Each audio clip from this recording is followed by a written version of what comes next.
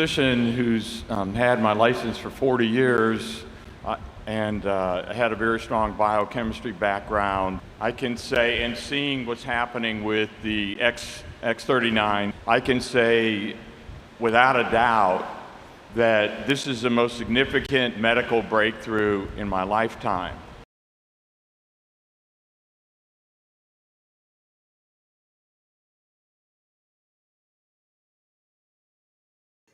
Aloha everybody, Maria Benardis here, and today I'm coming to you with a video that I've titled 10 Tips for Eating Healthy During the Holiday Season.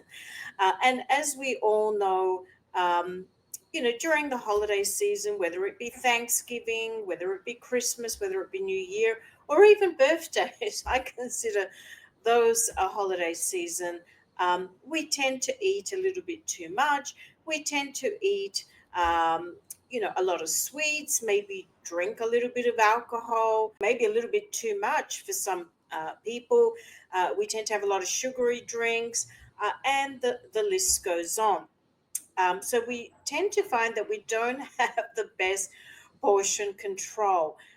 So what are some of my tips, top 10 tips for trying to eat and be as healthy as possible during the holiday season? So I'm just going to go through those, and hopefully some will resonate with you, so that you can adopt those and not feel, really just enjoy the holiday season guilt-free.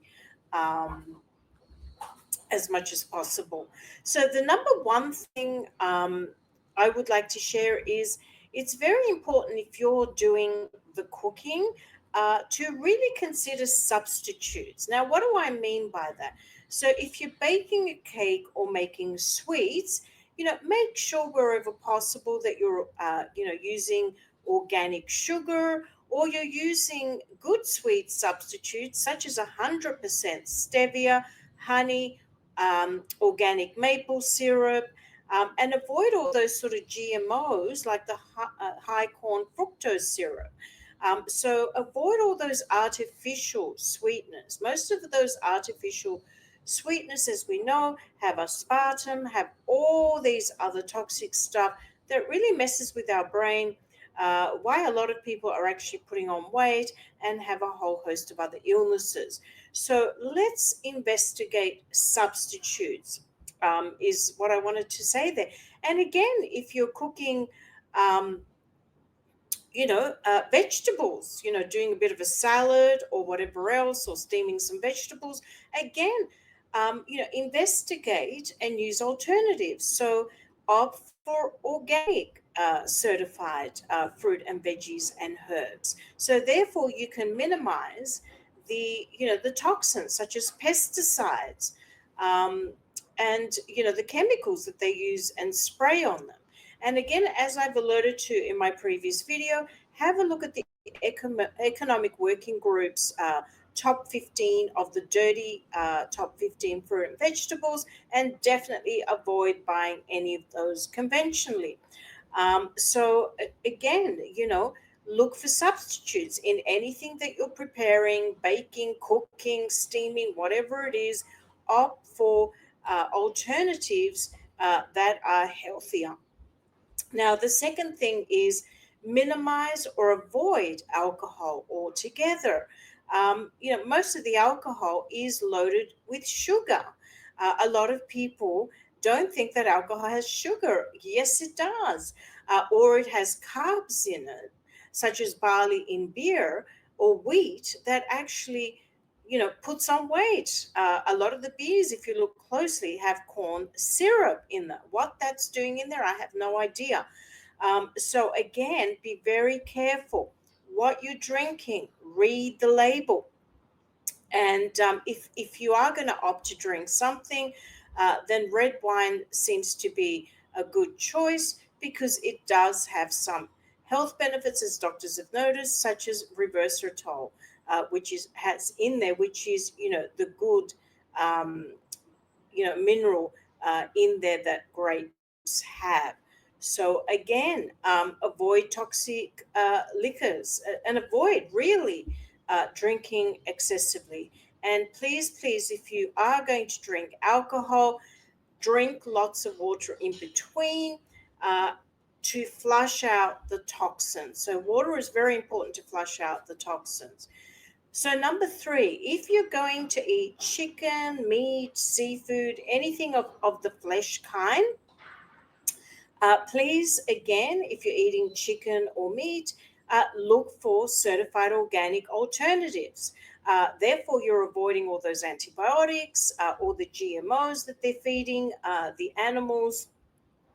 Um, and all of that, because what they're feeding the chickens and the meat, people don't realize, is you're ingesting it and also having it yourself, and we don't want that. And they also feed them really toxic GMO corn, soy, and wheat. So what they're eating, you're also ingesting. Now, also with seafood, be very, very careful because a lot of the fish and prawns and things like that are farm raised. And again, they're not feeding them very healthy ingredients. A lot of it is toxic GMO ingredients, um, amongst other things that are very unpleasant. So opt for wild caught prawns, wild caught fish, always. And just because meat says it's grass fed, what is it finished? How's it finished? Is it finished? Uh, with corn, GMO wheat, GMO soy. A lot of them are out in the pastures eating good grass, but then, when it's their final weeks or months, they feed them to fatten them up to get more money with toxic GMOs. So, again, we're saying, just like we said before with the sugar, we're asking here that we, substitute as well as much as possible with the healthier alternatives. Number four, portion control. Why am I laughing? Because we all have an issue with this, including me in the past. Let me tell you. So portion control is very important. Please don't eat enormous meals. Um, so maybe have something in between those meals, such as, which is the next point, I'm going to talk about some snacks, some healthy snacks to fill you up, so therefore you don't eat as much of the high fat foods, the foods riddled with sugar, because that does cause insulin spikes, which is not good for our health, and also causes digestion issues, and acid reflux.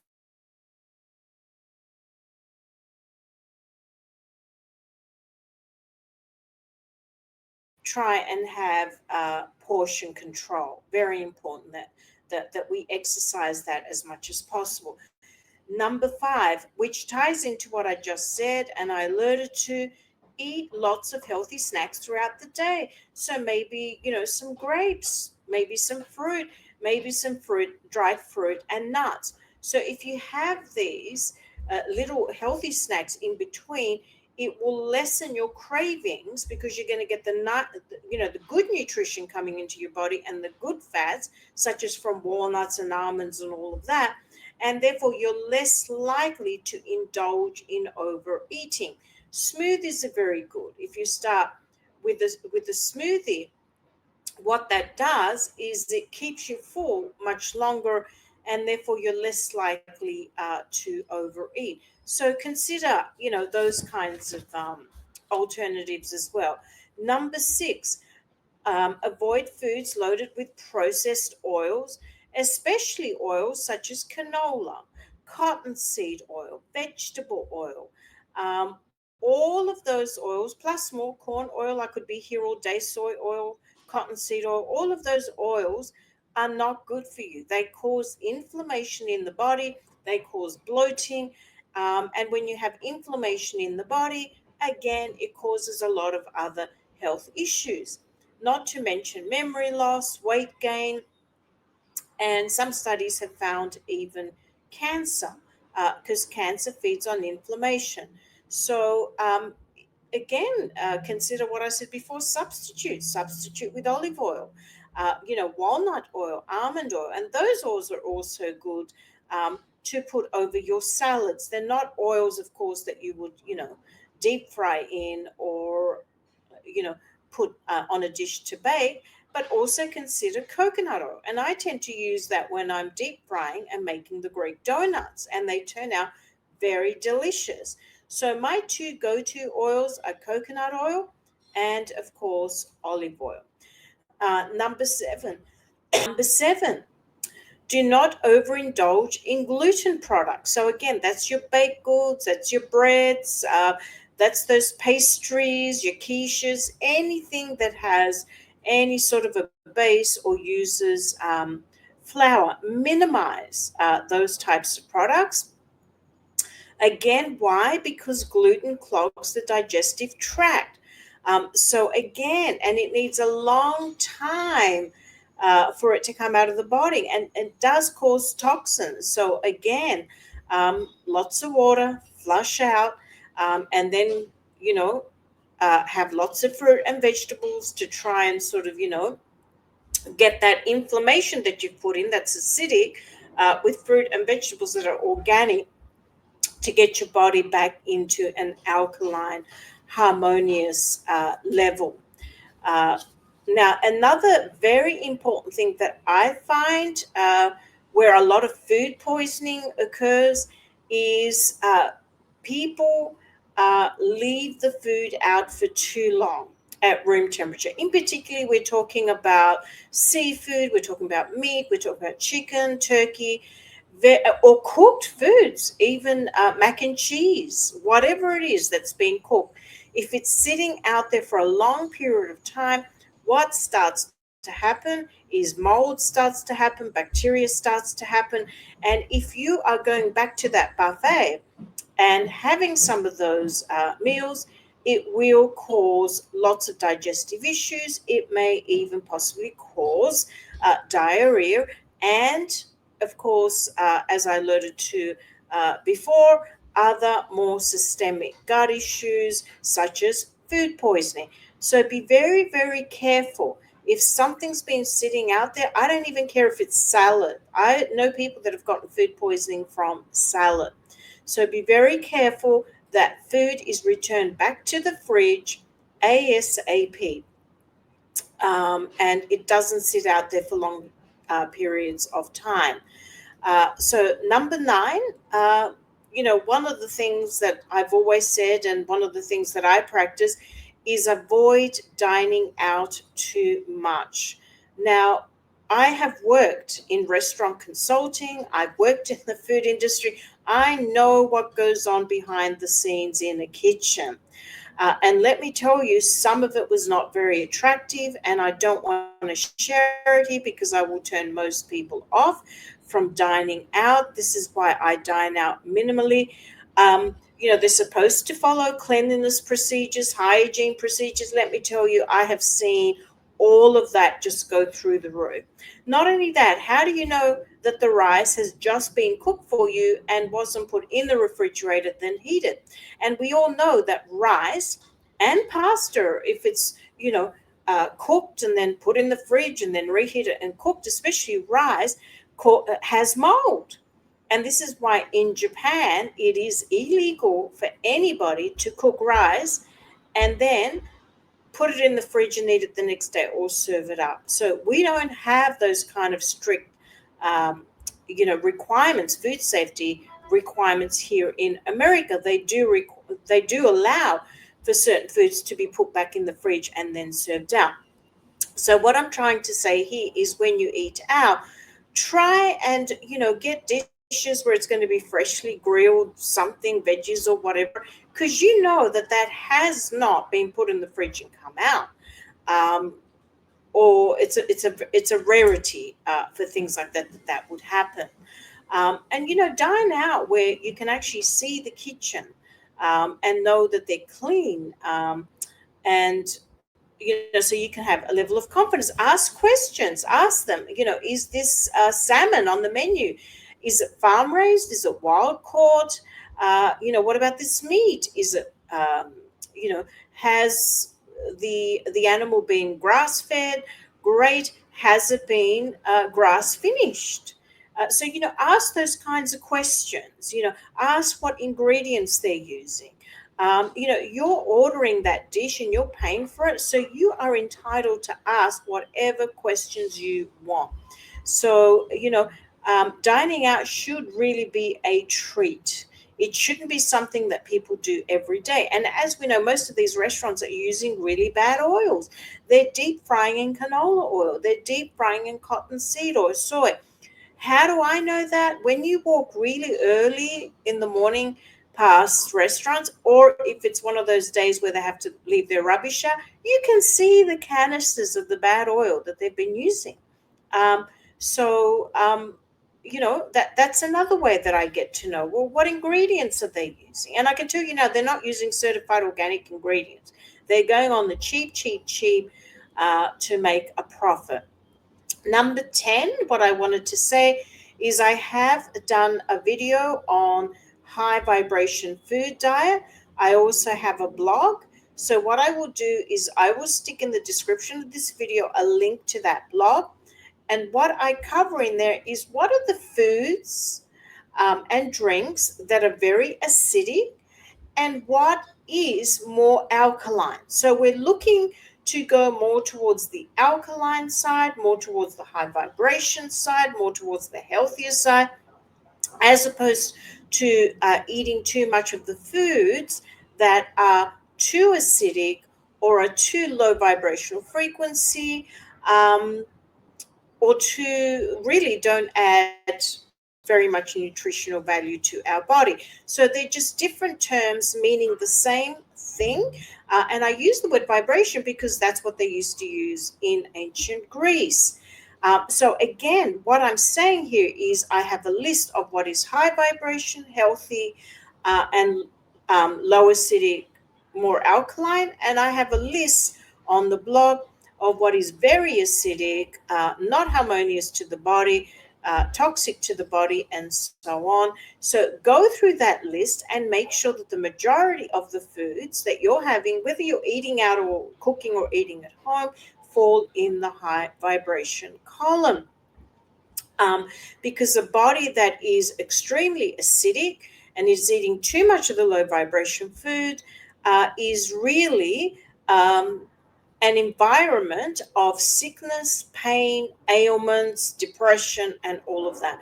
Because as the ancient Greeks used to say, and as I, impart in my books, a body that is vibrating high in mind, body, and spirit cannot have any disease or any pain within it. So if you have any sort of illness, it's because either your thoughts are low vibration, and again, that blog lists some of those, either your spirit is low vibration, or the food that you are partaking and eating are also low vibration, too acidic, too toxic. So have a look at that blog, read that, and again, do a little bit of a tick approach and make sure most of what you're eating and thinking is high vibration. Now, I'm going to quote something from Dr. McCullough, which is why everything I've just said is so important for health of the mind and, of course, the body. Heavy meals also increase your chance of having a heart attack by 4 times within the first 2 hours after eating, because it can change the functioning of the arteries, requiring the gut to need more blood, so the heart works much harder while blood sugar and insulin levels skyrocket. So another reason why we really need to eat in moderation. Okay, so that's all I wanted to say. Happy holidays to everybody, whoever's celebrating. And I hope these tips have really helped to keep you as far as possible, as healthy as possible. And again, I'll have a link to that blog in the description of this video. Mahalo for watching. God bless you. Happy holidays. An empowered life has no expiration date. We're all created to do incredible things, like conquer summits, catch big waves, and live our passions. As time goes on, our bodies begin to show signs that things just aren't as they used to be. Our energy levels decline, sleep patterns shift, and recovery slows. But our bodies are masterpieces of design, holding the potential to bounce back better than ever. With X39, we achieved something remarkable in the field of wellness and regenerative science that others could not. By utilizing LifeWave's unique patented technology, X39 uses light to elevate GHKCU, a copper peptide known to support overall health and wellness.